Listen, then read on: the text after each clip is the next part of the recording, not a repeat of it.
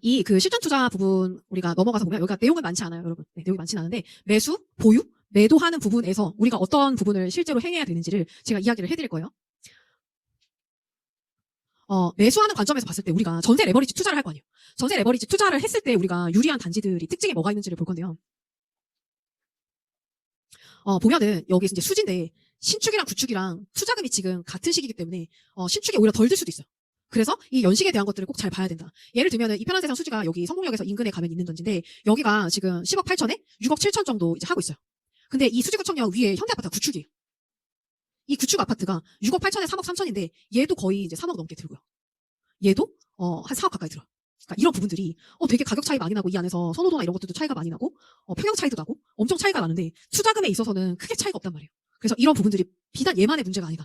지금 다른 동네에 있는 서울에 있는 곳들까지도 다 이런 상황이기 때문에 이런 그 비역세권에 있는 신축도 좋으니까 연식 좋은 곳들 좀 자세히 보시는 거가 이 우리 전세 레버리지 지금 투자하는 데 있어서 어떤 전략이 될 수가 있는 거예요. 네. 내가 비슷하게 투자할 수 있는 거가 있다면 물론 그 권역 안에서 여러분들이 입지랑 그리고 그 연식이랑 비교하면서 가치를 판단해야 되는 거 분명히 있어요. 근데 얘는 같은 생활권 안에서 우리가 선택을 하는 거잖아요. 그 생활권 안에서 선택한다고 했을 때 내가 같은 투자금이고 그 오히려 가치가 더 높은 단지가 투자금이 덜 든다는 거를 알고 있어야 돼요. 네. 왜냐면 이 6억대 수준에서 넘어가면 아예 제끼니까 제가 자꾸 하는 얘기예요. 네, 제끼지 말라고 하는 얘기가 계속. 두 번째는 이 그 종잣돈이 내가 충분히 있다면 내가 큰 것부터 담아야 되는 시기다. 이 얘기를 꼭 하고 싶은데요. 그러니까 제가 앞에서 계속 얘기했죠. 왜 이거에 대한 이유가 뭐였어요? 전세가 60%인 시장에서 우리가 투자했을 때 오히려 그 뒤에 80%인 시장에서 투자했을 때보다 훨씬 유리했단 말이에요. 우리가 장기적으로 보유하는 관점에서도 유리하고 가격도 싸게 살 수 있고 나중에 투자금 회수 다 더 잘 됐어요. 그러니까 이런 부분들이 있기 때문에 오히려 진짜 내가 이거를 잘라가지고 막 이걸 나눠서 하는 게 아니라 그냥 이렇게 덩어리 있는 거 먼저 넣고 큰 거 먼저 넣고 그 다음에 작은 거 넣고 해서 채우면 되는 거거든요. 그러니까 그런 부분들을 지금 이런 부분들이 되게 중요한 전략이에요. 내가 돈이 없으면 어쩔 수 없는데 돈이 있는 상황인데 그걸 자꾸 쪼개서 하려고 하기보다는 이런 부분들이 필요하다. 물론 그건 있어요. 내가 큰 거를 사는데 얘를 실거주를 해버려. 그럼 좀 어렵겠죠.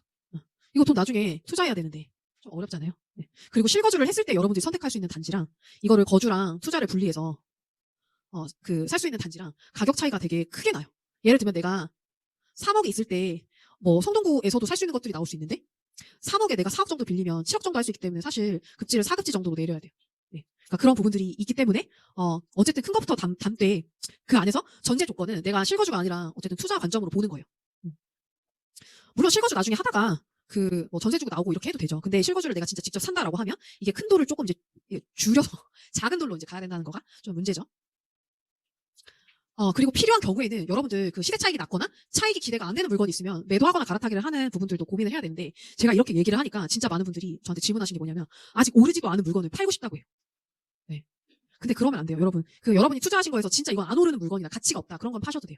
거기에 내가 만약에 돈이 1억이 묶여 있다. 파세요. 근데 그게 아니라 내가 진짜 가치 있는 투자를 했어. 예를 들면 지방 중소도시에 내가 투자를 했어. 안 올랐어. 그걸 팔지 마세요. 들고 계세요. 들고 계시면서 걔가 제 가치를 찾아가서 시세 차익이 나면 매도하고 그 시점에 투자할 수 있는 걸 투자하세요. 네. 이거를 헷갈려 하시면 안 돼요. 여러분 시세 차익이 안 났는데 꽤 그냥 좋은 투자를 했는데 그거를 중간에 팔아버리면 제가 뒤에서 얘기하겠지만 더 좋은 투자 하면서 결국 투자를 못 해요. 네. 매수할 때 취득세에 대한 부분들도 고민이 많으실 건데요. 이 우리가 금액대가 높아지다 보니까 6억 초과해서 뭐 9억 이하 정도 되면은 이 취득세가 1%에서 3% 사이에서 이 금액대로 나눠가지고 세율을 매겨요. 9억이 넘어가면은 3%, 3.3% 내는 거예요. 요거까지 다 해가지고 지방교육세까지 해서 3.3%를 내는 거예요. 그러면 계산을 해보면 1, 2주택 정도까지는 이렇게 내가 만약에 10억 정도짜리를 산다 그럼 3,300만 원 정도 내는 거예요. 어떤 분들이 되게 내가 10억짜리 사면 취득세 1억 내는 거 아니에요? 라고 생각하시는 분들이 있는데 그거는 다주택의 경우에 이제 이렇게 가는 거죠. 12%를 낸다 하면. 근데 그게 아니라고 한다면 그렇게 사실 물론 이게 1,000만 원 단위로 넘어가니까 되게 부담스러우실 수는 있지만 요런 정도면은 나쁘지 않다라고 생각해요. 네. 그래서 이거 취득세 1,000만 원 더 내는 것 때문에 막 8억짜리를 10억짜리 살 수 있는데 8억짜리 사거나 이럴 필요는 절대 없는 거예요. 그건 절대 안 되는 거예요. 네. 그렇게 하면 안 돼요. 네. 그리고 이 주택이 이 세금을 내는 부분에 있어서 사실 부담이 돼서 이 투자를 아예 안 하시는 분들도 있는데 내가 만약에 그 시세 차익이 나서 매도를 하면서 얘를 이렇게 줄여서 투자할 수 있다면 그렇게 하시면 돼요. 근데 그게 아닌 상황에서 내가 매도할 게 아예 없고 계속 가져가야 되는 상황이다라고 한다면 뭐 이럴 수 있잖아요. 내가 실거주하는 집이 있고 그래서 얘도 팔면 안 돼. 근데 내 명의로 어머니가 살고 있는 집이 있어. 그것도 못 팔아. 2주택이 이미 있는데 내가 주택을 팔 수 있는 게 없는 상태에서 돈이 만약에 3억이 있어. 그 투자 안 할 거예요. 내면서 해야죠. 어쩔 수 없어요. 대신에 진짜 내가 살 수 있는 금액대에서 싸게 깎을 수 있게끔 최선의 노력을 해서 취득세 내가 커버해서 산다라고 생각하면 돼요. 저도 투자할 때 그렇게 해서 커버 쳤어요. 네. 내가 진짜 싸게 해가지고 이거 취득세 다 까내겠다 생각하고 투자했거든요. 여러분 그렇게 하면 좋겠고 진짜 거래가 잘 안 되는 그런 단지들은요. 사장님이 어떻게 얘기하냐면 내가 그 매수하는 사람한테는 사장님이 뭐 이거 얼마까지 돼라고 잘 얘기를 안 하시는데 매도자로 전화를 꼭 해보세요. 나중에 여러분들 매수하시기 전에 매도자로도 전화를 해봐야 돼요. 실전 받으니까 다 알잖아요. 네. 매도자로 전화하면 사장님이 예를 들어서 8억짜리 아파트면은 왜 굳이 지금 팔려고 하냐고. 팔리지도 않는데. 그렇게 일단은 얘기하세요. 그리고 나서 그래도 혹시 팔려면 얼마 정도에 팔아야 되냐. 그러면 앞자리를 바꿔버려요. 7억대로. 네. 그래도 7억대 정도 되면은 좀 사람이 보려고 해요. 라고 얘기해요. 그러니까 그거를 바꿔서 얘기하면 뭐냐면 우리가 실제로 이 취득세만큼 까서 살 수도 있다는 얘기예요. 네, 매수할 때. 만약 그런 조건이 진짜 팔아야 되는 물건들을 만난다면. 네. 근데 저는 그 여러분들이 그렇게 많이 깎는 게 말이 돼? 매도자한테 미안해서 그걸 어떻게 얘기해? 말이 돼? 1억 모으는 거 생각하면 3년을 모아야 되는데. 라고 생각할 수 있지만 그 분의 사정에서 생각해 보세요. 집을 진짜 팔고 싶은 분이에요. 근데 내가 갑자기 없이 짜잔 나타났어. 살 수 있는 사람이. 근데 심지어 사람들이 다 여기 인기 있는 단지들만 보고 있는데 내가 나타나가지고 이 단지에 딱 불현듯 나타났어. 정말 몇 개월 만에. 고맙겠어요, 안 고맙겠어요? 네. 그렇게 생각하는 게 좋아요. 네. 그리고 그게 맞아요. 그분이 원하는 거는 집을 빨리 가져가는 거고 저는 싸게 사는 거고 그게 맞기 때문에 그 안에서 거래가 되는 거지. 내가 일방적으로 막 욕심을 내서 막 해가지고 나 혼자 잘 먹고 잘 살겠다. 나만 좋으면 됐다. 이런 생각으로 하는 게 아니란 말이에요. 네. 여러분 스스로 너무 그거에 대해서 죄의식을 느끼지 않으셨으면 좋겠어요. 네. 저도 매도할 때 많이 깎아주고 매도했어요. 네. 그렇기 때문에 너무 걱정하지 마세요. 네. 전세가율 60% 매수하는 그 플랜을 우리가 정리해서 보면은 전세가율 60%일 때 투자가 내가 3억을 투자를 할 거다. 그래서 8억에 5억 이런 걸 투자를 했다. 2년 뒤에 투자금이 우리가 세입자분은 내보낼 수 없기 때문에 계약갱신 청구권 때문에 한 2,500만 원 회수가 될 거예요. 이 전세가 5억이니까. 근데 그 뒤에 또 2년 뒤에는 투자금을 충분히 우리가 회수할 수 있다. 그래서 한 4년 동안 한 채에서 두 채 정도 이때 회수한 걸 가지고 한 채 살 수 있겠죠. 그 다음에 회수한 투자금들이랑 내가 모은 종잣돈을 가지고 이 시기에는 전세가율이 70에서 80%로 올라가는 시장이 될 거예요. 그럼 그 시기에는 1년에 정말 여러 채를 투자할 수 있는 상황이 돼요. 왜냐하면 전세가가 막 올라가는 시기이기 때문에 내가 적은 돈으로 투자를 했는데도 불구하고 몇 개월 뒤에 다시 전세금이 나한테 회수돼서 돌아와요. 그래서 이 집이 내가 산 집이 내 돈이 안 들어간 상태에서 돈이 나한테 다시 나와. 그래서 난 그걸로 또 다른 집을 사. 그런 것들을 반복할 거예요. 네. 그렇게 될 거기 때문에 여러분들이 이 시장에서 지금 시장에서는 진짜 1년에 한 채 하기도 어렵지만 그렇기 때문에 더 가치 있는 것들을 사야 되고요. 이 이후에 전세가율 7, 80%가 넘어가는 시장이 되면은 진짜 여러분들이 아마 생각할 때는 이게 뭔 말이야 도대체 1년에 도대체 어떻게 나온다는 얘기야? 뭐 돈이 튀어나온다는 얘기가 뭐야? 이럴 수 있지만 이거 경험해본 사람은 알아요. 네. 튀어나옵니다 돈이. 네. 그래서 한 채 내가 나중에 진짜 좋은 것들 투자한 것들 7억씩 시세 차익이 난다. 이 얘기는 7억이 어떻게 난 거죠? 매매가 8억짜리가 보통 2배가 되면은 그 안에서 그 정도 수익이 날 거 아니에요. 네. 보통 2배는 올랐잖아요. 서울 아파트 진짜 많이 오른 곳들은 막 4배씩 올라간 것도 있어요. 네. 그러면 이런 곳들이 5채가 되면은 여러분들이 생각하는 그런 순환사는 충분히 달성할 수 있어요. 네. 여러분들 매수할 때 이 협상하는 것들을 되게 궁금해 하시더라고요. 그래서 제가 이걸 넣었는데, 매매가를 되게 협상을 도대체 얼마 정도로 해야 돼요? 목표 금액을 얼마로 해야 돼요? 궁금해 하시는 게 있거든요. 그래서 이렇게 하시면 돼요. 첫 번째는 그 당시 시세에서 저층 가격으로 나온 거를 일반층을 저층 가격에 살 수 있으면 돼요. 예를 들면은 내가 9억에, 내가 뭐 7억에 나온 집인데 저층이 만약에 6억 2천이다.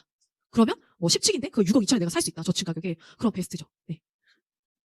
또는 내가 잘 모르겠다. 저층 가격 안 나와 있다.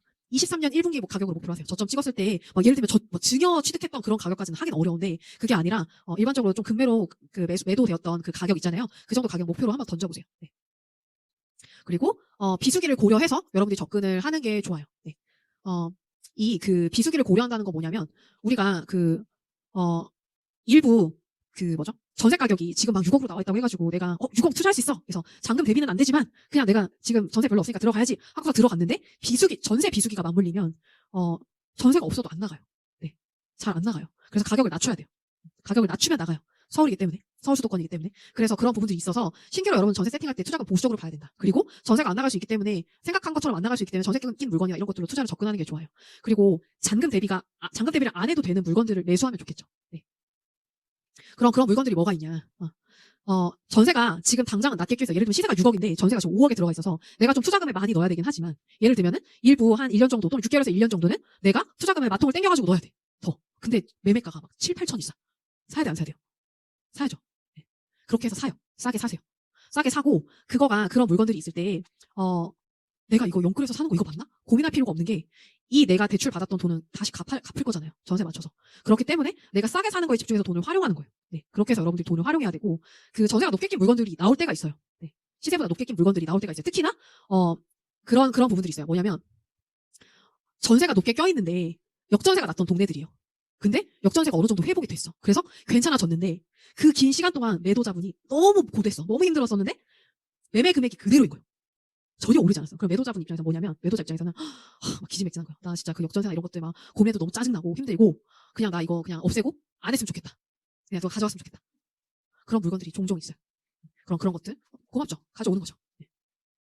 월세 낀 물건들도 이 첫 번째 세가 낮게 낀 물건들이랑 비슷해요. 월세 낀 물건인데 만기가 예를 들면 7개월이 남았어요. 근데 이분이 나가시는 분, 계약개시 청구권도 쓴 분이래. 월세도 계약개시 청구권이 있어요. 여러분 알고 있어야 돼요. 월세 낀 물건 투자하는데 계약개시 청구권 쓴다고 하면은 돈이 2년이 더 묶여요. 네. 그러면 안 되잖아요. 그러니까 월세 낀 물건인데 만기가 얼마 안 남았고 근데 내가 대출 일부 일으켜서 내 투자금이랑 대출이랑 일으켜서 그리고 보증금 있는 것들이랑 했을 때 내가 충분히 그 투자를 할 수 있다. 근데 가격이 진짜 싸. 예를 들면은 뭐 1억이 싸. 이런 경우 있거든요.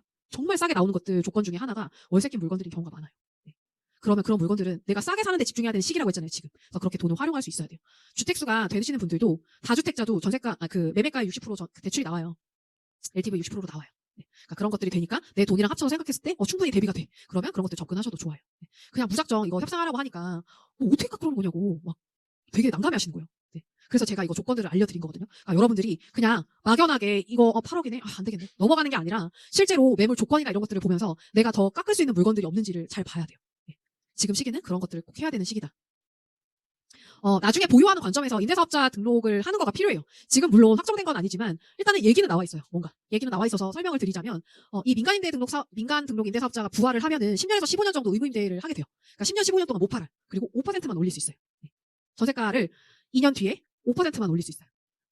근데 세금 혜택이 종부세에 대한 것들만 해줘도 엄청 크다. 네. 나중에 여러분 저거 종부세가 예를 들면 8억짜리라고 하면은 그 공시 가격이 그래도 뭐 5억대 정도 한단 말이에요. 근데 이게 만약에 5채가 되면은 꽤 되잖아요. 그러니까 우리 개인 단독 명의로 보유세 감당할 수 있는 거가 그 다주택일 때 9억 정도인데 그걸 훨씬 넘어간단 말이에요. 그러니까 그렇게 됐을 때 종부세나 이런 부분들이 그 어려울 수 있기 때문에 뭐 양도세 혜택, 취득세 혜택 이런 거 안 줘도 돼. 안 줘도 되고 종부세 합산 배제가 된다. 그럼 무조건 해야 돼요. 네. 요새 무조건이라고 하더라고요. 무조건 해야 돼요. 네. 장기 10년 이상 우리가 보유할 수 있는 그런 가치 있는 물건들을 사서 이걸 묻고요. 지금 나와 있는 거는 장기 10년 이상, 뭐 전용 8호 이하로 할 수 있게끔 많이 나온 것 같아요. 그래서 이런 식으로 뭐 종부세 배제해준다. 네, 수도권 6억, 이거 공시가 기준이에요. 공시가 기준으로 6억 이하면은 뭐 8억대 정도 이제 될 거예요. 네. 뭐 좀 더 치면 뭐 10억대 정도 하는 것들도 들어올 수 있어요. 그러니까 이런 것들 이제 등록할 수 있다. 양도세 중과 배제도 해주겠다. 이런 것들 등록하면. 만약에 의무 임대 기간을 15년으로 늘리면 수도권은 9억까지 봐주겠다. 그럼 저거는 한 뭐 15억대까지도 볼 수 있어요. 네. 그러니까 이런 거가 있기 때문에, 이거 10년 너무 긴 거 아니에요? 못 파는데? 이거 뒤에서 제가 얘기해 드릴게요. 어쨌든 이런 것들이 나오면 무조건 해야 된다. 다만 주의해야 될 거는 내가 60% 시장일 때, 전세가 60% 시장일 때 큰 돈을 들여서 투자를 했다면 한 번은 투자금 회수해야 돼요. 회수하고 나서 등록해야 돼요. 네. 돈을 내가 많이 모을 수 있으면 괜찮아요. 근데 돈을 회수해야 되는 분들은 그걸 회수하고 등록해야겠죠. 보유하는 지점에서 좀 어려운 부분들이 그 입주 물량이 계속 있을 때예요. 입주 물량이 있을 때. 이 그 광명을 우리가 예를 들어서 좀 가져와 봤는데 2011년도에 여기가 07년식 아파트거든요. 광명에. 이 메르디앙, 월드 메르디앙 아파트가. 얘가 이때 당시에 2011년도에 여기가 이제 입주하는 것들이 많았어요. 네. 입주하는 것들이 6개 단지가 이제 입주를 했는데 이때 보면은 실제로 뭐 매매가는 사실 이거 입주랑 상관없이 볼 수 있는 건데 전세나 이런 부분들이 엄청 빠지거나 하진 않았어요. 네. 그래서 요런 정도 바로 옆에 입주가 있기는 하지만 실제로 이렇게 전세가가 막 올라가는 그런 정도의 시장에서는 엄청 또 영향을 많이 주지는 않는구나. 근데 그거를 그렇다고 완전 무시해야 하는 게 맞냐? 또 그렇진 않아요. 그러니까 저렇게 영향을 안 받는 경우도 있고 안 받는 경우도 있고 영향을 주는 경우도 있어요. 네. 김포 신도시가 입주를 했을 때 우리가 어땠는지를 좀 보려고 하는데요. 이때요. 2017, 18, 20년도 이때 입주가 많았거든요. 이때 보면 푹푹 꺼지는 것들이 있죠. 강서구에 붙어 있잖아요. 김포랑 이쪽이. 그러니까 여기에 영향을 실제로 줬어요. 네. 이때 김포 신도시 입주할 때 강서구에서 김포로 사람들이 나간 게 13,000명 정도 됐어요. 엄청 많이 나갔죠. 그러니까 이런 부분들이 실제로 이런 전세나 이런 부분에 영향을 줬다. 그래서 대비는 해야 된다. 이런 대규모 입주가 있을 때. 마레프 같은 경우에는 어땠냐? 마레프는 실제로 얘가 입주할 때 주변에 입주 그런 영향을 어떻게 받았나를 보려고 가져왔는데요. 얘도 이 시기에 입주가 있는 시기에 한 4,500 정도 전세가가 빠졌었어요. 네. 2014년도 이 시기에. 이렇게 전세가가 올라가는 시기였는데 단기적으로 전세가가 좀 빠졌어요. 그러니까 이런 것들이 있기 때문에 여러분들이 물건을 가져가는 과정에서 이런 입주가 큰 물량에 맞물리게 되면 중간에 그 전세나 이런 부분들 기간 조절하면서 봐야 돼요. 네. 미리 알 수 있어요. 어차피 입주가 3년으로 나와 있기 때문에 여러분들 조절할 수 있어요. 네. 택지가 많죠. 광명 제가 아까 얘기했던 하안 뭐 여기 광명시흥 공공주택지구 이만해요. 지금 광명시에 들어온 단지들보다 더 많이 들어갈 것 같아요. 고양 창릉 이 노란색이 다 아파트 들어가는 것들이에요. 왕숙 노란색 장난 아니죠? 약간 옥수수 느낌인데 네, 되게 많네요. 이쪽에 하남 쪽에 하남 교산 쪽도 들어갈 거고 검단 들어가고 있죠. 이쪽에 과천 쪽. 여기 의왕 군포 여기도 엄청 크게 들어갈 거예요. 그러니까 이런 부분들이 있기 때문에 여러분들 장기로 가져가는 상황에서 꼭 봐야 된다. 이 장기 입주 물량 확인하는 방법은 제가 아까 했던 것처럼 여러분들이 직접 해보세요. 네. 내가 이 물건을 샀을 때 나중에 어떻게 되는 거지? 직접 해보세요. 비슷한 입주 물량이 있었던 시기를 여러분들이 확인을 해보고 진짜 예를 들면 이기 신도시 들어갔던 시기를 찾아보는 거예요. 부동산 지인에서 찾아보면 나오잖아요. 네. 그 해당 지역에. 그리고 그 해당 시기에 과거 가격을 확인을 하는 거예요. 그 시기에 옛날에 그 단지가 어땠는지 보는 거예요. 그리고 그 시기에 인구가 어떻게 이동했는지 전출입을 지인해서 봐보세요. 그러면 답이 나와요. 사람들이 여기서 이만큼 이동해서 가격이 이렇게 빠졌네. 이런 부분들이 나온단 말이에요. 그렇게 해서 직접 해보시고 그렇기 때문에 일단은 보수적으로 봐야 돼요. 반드시 영향을 줄 수 있다고 생각하고서 대응을 하는데 이때 투자금 회수하고 전세를 다시 놓는 이 시기에 내가 너무 맥스로 투자금을 다 끌어다가 하는 것이 아니라 좀 그래도 시세보다 싸게 내가 회수하면서 그렇게 이걸 운영해 나가면 그 안에서 버퍼가 있기 때문에 여러분들이 그래도 대응할 수 있는 여력들이 조금 더 있어요. 그래서 그렇게 좀 운영을 해 나가면 도움이 될 것 같아요. 그렇게 보고 이런 착공이나 입주 물량을 확인을 하시고요. 신규 택지 같은 경우에는 입주가 일시에 되는 경향이 있어요. 그래서 이건 알고 있으세요? 전세 만기 조절하는 거, 그리고 전세금의 5% 정도 신용이나 마통으로 준비하는 부분들 필요해요. 네. 나중에 그런 게 있어요. 저는 뭐 신용 마통 이런 거 안 되는데요. 돈이 부족한데요. 그러면 내가 앞에서 샀던 서울 아파트가 있잖아요. 여기에 전세가 들어가 있잖아요. 그러면 진짜 내가 돈이 부족한데 필요해. 그럼 이 집을 담보대출을 후순위로 일으킬 수 있어요. 네. 그러니까 정 안 되면 이런 거라도 쓸 수 있어요. 아파트가 돈을 만들어줄 수 있다라는 거가 이런 게 있기 때문에, 그러니까 뭐 이런 거 너무 무서워가지고 내가 투자를 못하거나 그런 게 아니라는 거 제가 얘기하고 싶은 거예요. 다 준비할 수 있는 부분들이 있기 때문에 너무 걱정하기보다는 내가 할 수 있는 것들을 그때그때 해나가시면 돼요. 매도에 대해서는요, 여러분, 기본적으로 매도하지 않는 그런 가치 있는 물건을 매수하는 게 중요해요. 네. 강남에 1시간 내에 접근할 수 있는 정도면 그냥 계속 가져가도 돼요. 가져가도 되고, 중요한 건 이거 10년 이상 보유할 수 있는 체력이랑 실력이 필요한 거죠. 근데 매도를 해도 되는 경우는 더 좋은 가치 물건을 내가 매수할 수 있다. 그게 충분히 시세 차이 났고, 근데 그걸 팔고 내가 더 좋은 걸로 갈아타기를 할 거다. 예를 들면은, 내가 샀는데 인천에 샀어. 좀 아쉽네. 근데 가격이 올랐어. 예를 들면. 되게 싸게 사가지고 한 2년 지나니까 한 6, 7천 정도 시세 차이 났다. 근데 그 시기에 그걸 매도를 하고 나서 더 좋은 거 갈아타기 서울에 할 수 있는 것들이 보인다. 그럼 매도하고 넘어가도 된다는 얘기예요. 네. 또는 지금 일기신도시 이쪽에 물건 가지고 계신 분들 있을 거예요. 네. 소액으로 투자해가지고 그런 부분들도 중간에 내가 만약에 강남 접근서나 이런 걸 봤을 때 장기로 들고 가기 어려운 물건이다라고 한다면 지금은 가격이 싸기 때문에 팔기가 애매해요. 특히 일산이나 이런 것들 투자하시는 분들. 일산도 너무 싸기 때문에 조금 더 가격이 회복하고 그러고 나면은 그때 매도하면서 서울로 갈아타기를 하든지 돈을 빼서 그렇게 하시면 좋을 것 같아요. 보통은 매도를 하지 않고요. 그 안에서 그냥 전세금 올려받은 거를 빼서 써요. 네. 왜냐면 어차피 팔아서 그거보다 진짜 더 좋은 거 살 게 아니면 의미가 없는 행위인 거예요. 그냥 거래세만 드는 거예요. 어차피 똑같은데. 네. 그래서 의미가 없기 때문에 정말 내가 노후 자금으로 필요하다. 그러면 뭐 한 채 매도할 수 있죠. 그래서 굳이 또 빼서 내가 이걸로 한 5천만 원 생활로 써야 되겠다. 쓰고 나머지는 내가 또 재투자고 이렇게 할 수도 있죠. 네. 근데 기본적으로는 팔지 않고 보유하면서 5%씩 이렇게 계속 올려받는 것들을 통장에 쌓이면 그걸 가지고 내가 노후 자금으로 쓰면 돼요. 네. 그게 월세는 아니고 이제 약간 연세처럼 들어오는 거죠. 2년에 한 번 이렇게 들어오는 거죠. 그래서 이런 부분들 매수하는 거에 좀 더 포커싱해서 여러분들 보시면 좋을 것 같아요. 가장 좋은 방법은 매도하지 않고 전세금을 회수하면서 여러분들이 노후 대비를 하거나 재투자를 하는 거예요. 이렇게 했을 때 양도세를 안 내면서 돈을 빼기 때문에 세금을 안 내요. 전세금을 가지고 세금 내는 거는 임대소득세밖에 없어요. 임대소득세 전세는 월세보다 현저하게 적게 내요. 현저하게. 그냥 이자 정도를 쳐가지고 이거를 포함시키기 때문에 소득으로 보기 때문에 정말 얼마 안 내요. 네. 그래서 그런 것들이 있기 때문에 양도세도 안 내면서 우리가 돈을 쓸 수 있는 방법이 이런 방법이다. 그래서 꼭 팔지 않아도 돼요. 이렇게 막 10년 동안 7억 시세 차익이 났는데 양도세 2억 5천 내고서 4억 5천 뭐 이렇게 해도 돼요. 근데 저 같으면 그냥 안 팔고 쓸 거라는 거죠. 수도권에 여러분들이 좋은 자산을 싸게 매수할 수 있는 그런 시기인 거예요. 네. 그래서 중요한 거는 10년을 보유하면서 이 2배 이상 오르는 시장을 여러분들이 겪어내야 돼요. 그렇게 하기 위해서 제가 앞에서 그 얘기들을 다 한 거예요. 네. 전세 레버리지 투자자는 매매 가격보다 전세 가격에 신경을 써야 된다. 매매 가격은 우리가 어떻게 할 수 있는 부분이 아니라 사람들 심리도 맞아야 되고 시장도 맞아야 되고 뭐 여러 가지가 맞아줘야 돼요. 근데 전세 가격은 우리가 미리 예상할 수 있는 부분들이 있기 때문에 그걸 더 신경 쓰는 게 좋아요. 그래서 땅 가치가 높고 전세 수요가 풍부한 곳을 매수하는 거가 그게 제일 첫 번째. 가치가 있는 곳을 매수한다고 첫 번째예요. 가치 있는 집을 사고 그걸 보유하는 10년 과정에서 여러분들이 어떤 이 돈 벌 수 있는 실력이 있어야 여러분한테 돈이 담길 거예요. 네. 아마 제가 지난 상승장에서 제일 좀 안타까웠던 게 뭐냐면 그냥 아예 돈을 못 버신 분들은 그래도 덜 슬퍼하시는데 돈을 막 이렇게 벌었어요. 벌었는데 거기에서 이렇게 돈 버는 거구나 해서 투자했어. 잘못했어. 근데 이거를 만회하겠다고 또 투자했어. 잘못했어. 그래서 지금 또 투자하려고 보시는 분들이 있어요. 그 상태에서. 네. 근데 정말 여러분들이 만약에 이 서울 수도권에 운이 좋아가지고 내가 그냥 실력 쌓지 않고 내가 돈을 벌었다고 한들 돈을 그 뒤에서 까먹는 거는 정말 일도 아니에요. 네. 그렇기 때문에 저는 왜 제주바다님 계속 이렇게 하시는 거예요? 왜 계속 이렇게 공부해요? 왜 임장가요? 그냥 진짜 퍼주려고 그러는 거예요? 물론 그것도 있죠. 저도 알려드리고 하는 것들이 기본적으로 그런 걸 좋아하는 사람이에요. 네. 사람 성향이 있잖아요. 얘기해주는 거 되게 좋아하는 사람인데 제가 그릇을 크게 뭔가를 담을수록 더 많이 공부해야 돼요. 네. 여러분들이 10억을 벌기 위해서 생각하는 그런 노력이랑 30억이라는 거랑은 되게 차원이 다르다고 생각해요. 네. 10억은 한 채로도 할 수 있지만 30억은 한 채로는 안 돼요. 무조건 두 채 이상이 되어야 돼요. 그러려면 그거를 매수하는 것도 알아야 되고 보유도 알아야 되고 그걸 어떻게 나중에 매도할 건지 어떻게 가져갈 건지 이런 부분들 그리고 그 뒤에 투자는 어떻게 할 건지까지 생각해야 돼요. 내가 30억을 벌겠다고 한다면 40억, 50억 갖고 있는 분들한테 얘기도 많이 들어야 돼요. 네. 다 그렇잖아요. 회사도 그렇잖아요. 네, 다 똑같아요. 그래서 내가 더 많은 걸 바랄수록 더 공부를 해야 되는 게 맞아요. 왜냐면 그게 운에 그치면 그 뒤에 반드시 앗아갈 수 있기 때문이에요. 네.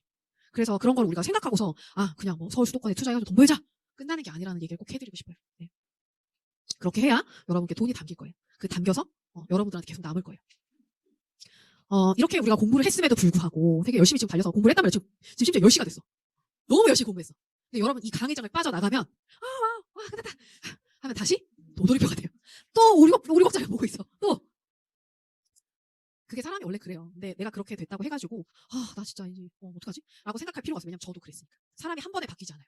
그렇기 때문에 여러분이 이 제가 지금 강의하는 것들을 복기를 좀 복습을 하고 하면서 계속 깨나가야 되고 그리고 예전에 있던 일들을 자꾸 보면서 내가 앞으로 어떤 걸 겪게 될 건지를 미리 공부해 놓는 게 좋아요. 네. 그리고 그때 어땠을지 감정까지도 기억을 하세요.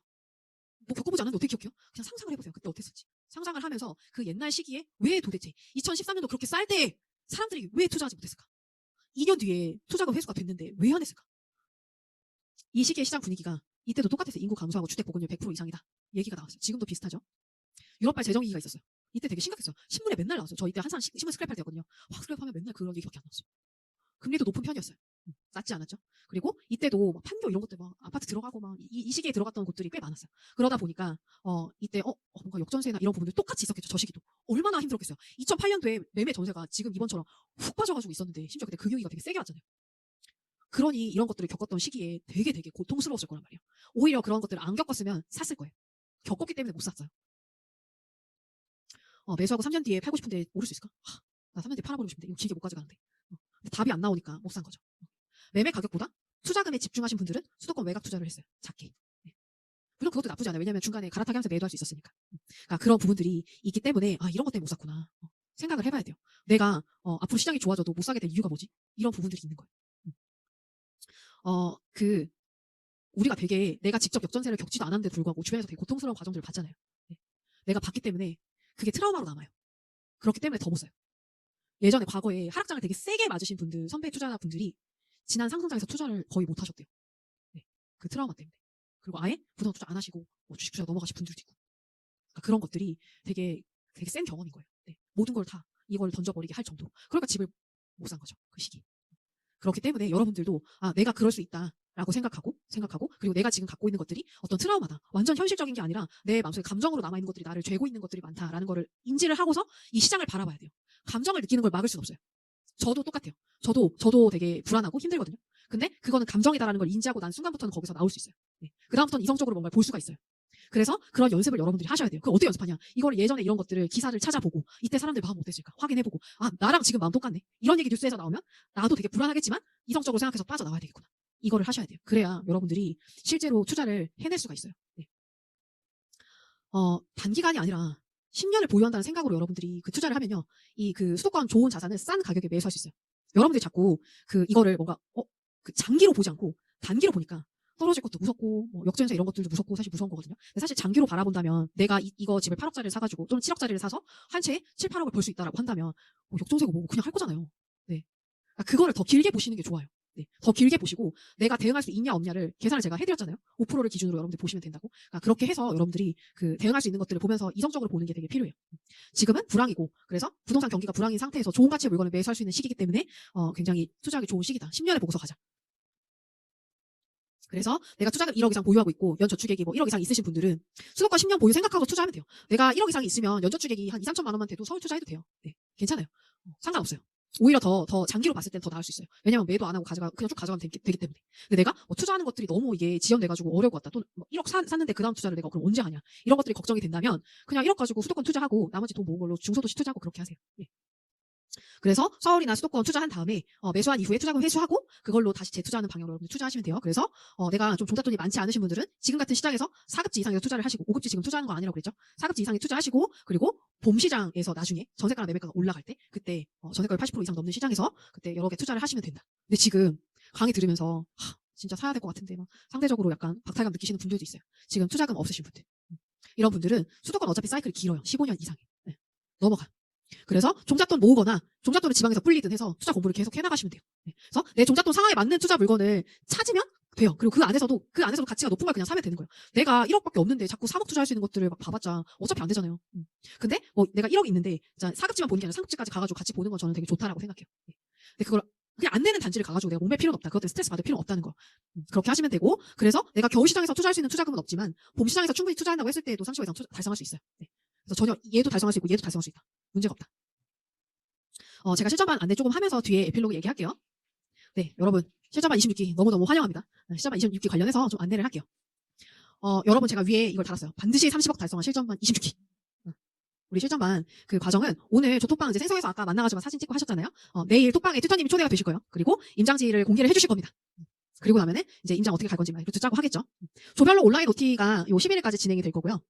강의는 제가 하고 그 다음 주에 새벽보기님께서 2강 진행해 주실 거고요. 4강은 요 그 튜터링 데이 이후에 식빵파파님께서 진행해 주실 거고 5강은 주우님께서 이제 진행자 강의를 해주실 거예요. 3강이 튜터와의 임장이 이때 토요일 아니면 일요일 선택해서 할 수 있도록 해놨으니까 잘 논의해서 튜터님들이랑 논의해서 하시면 될 것 같아요. 사전 임장 보고서 제출이 지금 한 2주 정도 있어요. 시세하는 것까지 하셔야 돼요. 시세까지 하셔야 돼요. 시세하는 거 되게 중요해요. 네, 수도권 볼 때 시세 진짜 빼놓지 말고 많이 잘 따세요. 네. 그리고 최종 임장 보고서 제출하는 거는 이제 4월 2일로 넘어가죠. 그리고 5강 후기 제외하고 과제 마감하는 거 6일로 이제 진행이 될 거예요. 그래서 종강은 4월 12일에 종강이 될 거다. 그래서 시간이 지금 거의 이제 한 달 정도 남아있죠. 실전 투자자로 여러분들이 만들어줄 실전 과제. 임장 보고서 당연히 써야죠. 임장 하루 10시간 이상 임장했을 경우에 2번 임장해서 5번 가셔야 돼요. 전화 임장, 부동산 10곳, 주 2회 이상 권장하고요. 탑3 맵을 뽑으세요. 그래서 임장 보고서 후반부에다가 이걸 정리하세요. 여러분들이 이 과제를 그냥 약간 수행하는 관점에서 뭔가를 그냥 점 찍는다 생각하고서 하시는 그런 경우가 있는데 이거를 모든 행위를 내가 왜 하는지를 생각하고 했을 때 달라져요. 내가 이거 왜 하지?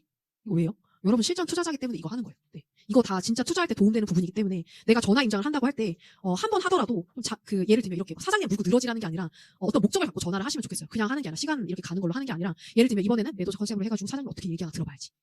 전화해보고 이번에는 사장님한테 지금 요새 거래가 투자자가 많이 오는지 실거주하는 분들이 많이 오는지 한번 물어봐야지. 그 의도를 가지고 여러분들이 하는 거가 굉장히 중요해요. 그렇게 해야 여러분들 실력이 늘 수 있어요. 네. 그런 것들 하나하나 쌓여요. 이 여러분들 실전 투자로 이어지게 하기 위해서 우리가 코칭이라는 부분들을 같이 연결을 해드릴 거예요. 그래서 우리 10만 원 할인 쿠폰이 나갈 거예요. 매매 코칭 쿠폰이. 이게 4강 온라인 업로드 할 때 유효기간 3주로 해가지고 발행이 될 거고요. 코칭 질문지 작성을 쿠폰 사용하고 10월 이내에 해야 이거를 진행을 할 수가 있대요. 네. 그리고 중요한 거는 여러분들이 만약에 진짜로 매매 코칭을 해서 투자를 진행했다 그러면 튜터님 외에는 비밀을 좀 지키시고요. 그리고 실제로 전세 계약하기 전에는 내가 어디 투자했다 이렇게 얘기하지 않는 게 좋아요. 왜냐면 그게 오픈이 되면 갑자기 전세가 없었는데 전세가 2개, 3개 막 늘어날 수도 있잖아요. 네. 그러니까 이런 부분들 되게 주의하는 게 필요해요. 제가 위에 대우하는 만큼 받는다라고 적어놨는데요. 여러분들 서로 배려하는 부분들 되게 중요한 것 같아요. 네. 제가 앞에서 얘기한 것처럼 진짜 예를 들면 순자산 몇십억 이상을 보유하면서 되게 꾸준히 이렇게 지켜나가시는 분들이 제 주위에 있잖아요. 제 주위에 보면은 이거를 되게 중요하게 하시는 것 같아요. 네. 내가 얻을 것만 막 쏙쏙 이렇게 해서 가면은 오히려 이걸 길게 뭔가 사람들이랑 같이 으쌰으쌰 하면서 더 좋은 방향으로 갈 수가 없어요. 네. 여러분들 느껴봐서 알잖아요. 누가 자꾸 이렇게 정말 받아가기만 하고 주지 않는 분들 또는 되게 예의 있지 않게 접근하시는 분들을 만나면 그냥 같이 하기 싫잖아요. 네. 그런 부분들이 있기 때문에 서로도 배려를 해주시면 좋겠고요. 그리고 튜터님들에게도 예의를 좀 지켜주시는 게 필요해요. 네. 예를 들면 새벽에도 막 갑자기 카톡 막 보내거나 그렇게 하시기보다는 좀 정리해서 필요할 때 문자를 보내거나 하시는 게 저는 좀 맞다라고 생각해요.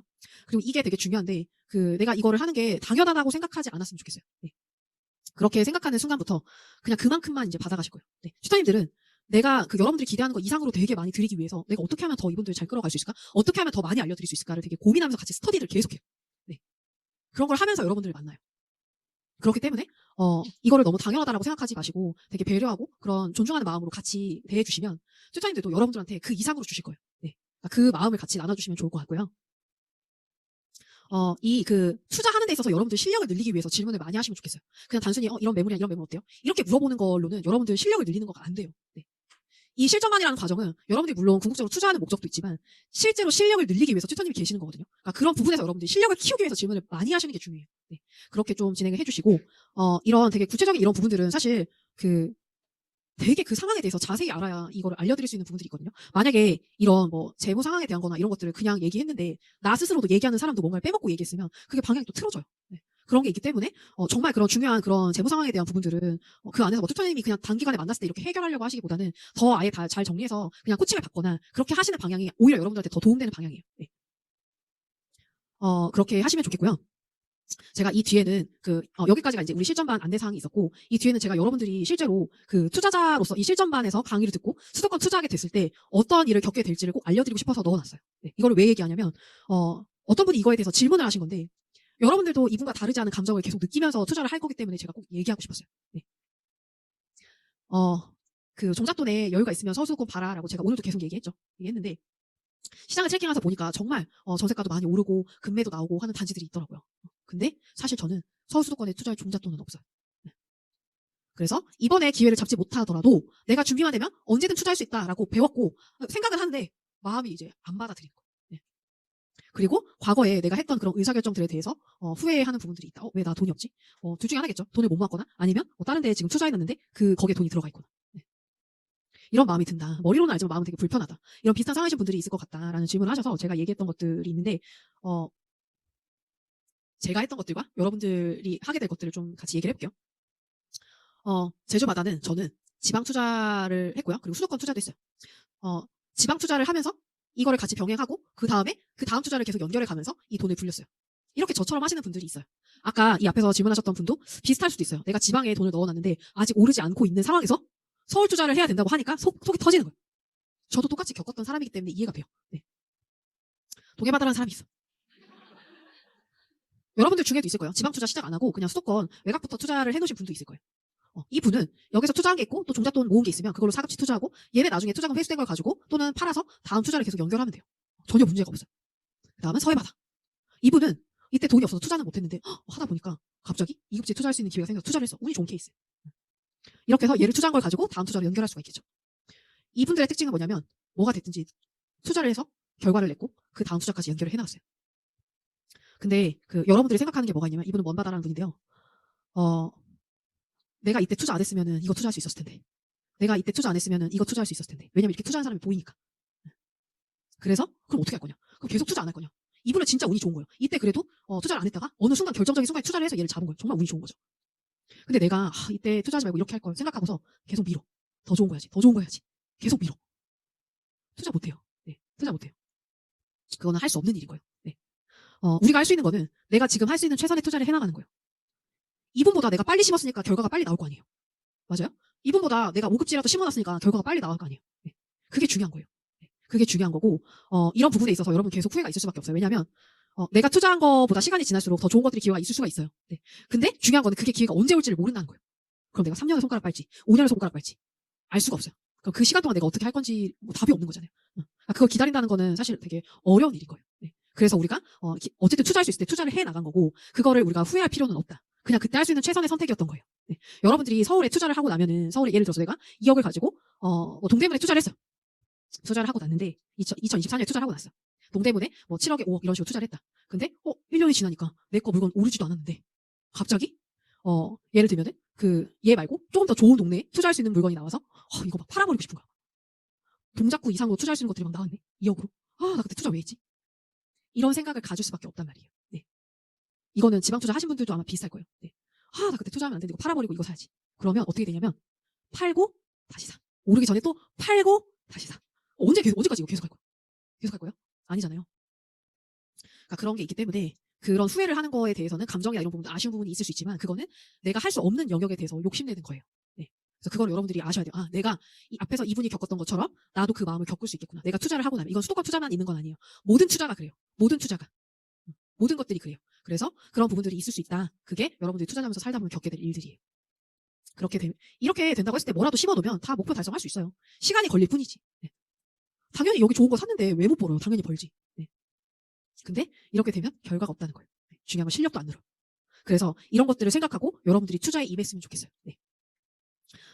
이거 제가 썼던 칼럼에 나오는 글인데요. 여러분들 요 단계는 아마 넘어갔을 거예요. 그래서 이 순자산 2억 만드는 단계에 있으신 분들이 이제 지방 투자 하시는 분들이고요. 여기에서 이걸 병행하시는 분들이 계실 거예요. 지방 투자도 하고 수도권 투자도 하고. 네. 이 실전반에서 여러분들이 수도권 임장을 하고서 투자를 하게 된다. 그럼 이 단계에 투자를 하는 거죠. 2억으로 5억 버는 투자. 뭐 이런 거 하는 거예요. 그렇게 해서 순자산 10억을 만들고 그걸 가지고 또 그 다음 투자를 이제 해나가면 돼요. 30억, 40억, 50억 만들어 나가는 거죠. 그러니까 여러분들은 지금 이 단계에 있는 거예요. 네. 그래서 아, 내가 어느 단계에 있구나. 지금 잘 해나가고 있구나. 그거를 점을 찍어놓고 여러분들이 투자자로서 내가 어떻게 성장해 나가야겠다. 어떻게 이 투자를 계속 반복하는 거예요. 예. 그것만 하면 돼요. 예. 그렇게 생각하고서 해나가시면 좋겠어요. 그러면 얘가 강남이 아니어도 되잖아요. 부천이면 어때? 부천 투자해가지고 충분히 벌어서 내가 5억 버는 투자하겠다. 왜 별로예요? 당연히 괜찮죠. 다만 우리가 같은 시기에 정말 좋은 것들, 부천보다 나은 것들 투자할 수 있었냐 없었느냐 이런 것들을 봐야 되는 건 분명히 있죠. 근데 내가 그 시기에 할 수 있는 거가 부천이 베스트였다면 부천 투자하면 돼요. 네. 그렇게 해서 여러분들이 좀 하셨으면 좋겠어요. 그래서 그렇게 해서 했을 때 이런 부분들 여러분들이 엄청 큰 거 바라는 거 아니잖아요. 그냥 나한테 자유가 있었으면 하는 거잖아요. 직장에서 내가 원하는 일 하면서 일하고 살고 싶은 동네 살고 그냥 해외여행 가가지고 막 엄청 막 럭셔리하게 하는 건 아니에요. 요트 탈 거예요, 여러분? 아니잖아요. 그냥 먹을 거 충분히 먹고 싶은 거 아니에요? 그런 거 쓰면 되죠. 명절 때 부모님한테 뭐 1억씩 드릴 거예요? 그냥 몇백만 원씩 드리고 싶은 거잖아요. 네. 그러니까 그런 것들은 하고도 남을 수 있어요. 여러분들 그렇게 투자한다고 했을 때 충분히 행복해요. 네. 중요한 건요, 여러분 포기하지 않고 계속 여러분이 가야 할 길들을 그냥 계속 가는 거예요. 그냥 계속 가면 그게 알아서 만들어져요. 네. 꾸준히 가는 게 필요하고 반드시 돈그릇을 키워야 그 돈이 빠져나가지 않아요. 운으로 번 돈은 빠져나가게 되어 있어요. 네. 올해든 2년 뒤든 4년 뒤든 실력 있는 사람은 반드시 돈을 법니다. 네. 올해 1억으로 내가 투자를 했든 내가 돈이 아예 없어서 수도권 투자를 4년 뒤에 하셔야 되는 분들도 있을 거예요. 그 분도 본인 실력이 있다면 내가 꾸준히 인풋을 하고 투자를 하면 당연히 돈을 30억 벌 수 있어요. 네. 그러니까 그렇게 생각하고서 여러분들 투자해 나가셨으면 좋겠어요. 네. 여러분 실전반 과정 쉽지 않겠지만 그 과정이 여러분들 정말 단단한 투자자로 만들게끔 커리큘럼이 짜져 있어요. 거기에 정말 나랑 정말 같이 도와주실 튜터님도 있고 조원분들도 든든하게 있단 말이에요. 그래서 그거 믿고 여러분들이 이 과정 한 달을 정말 열심히 해나가서 정말 돈 버는 돈그릇을 키운 그런 투자자로 성장하시길 정말 진심으로 바랍니다. 네. 이상으로 제가 1강 마치겠습니다. 여러분 고생 많으셨습니다.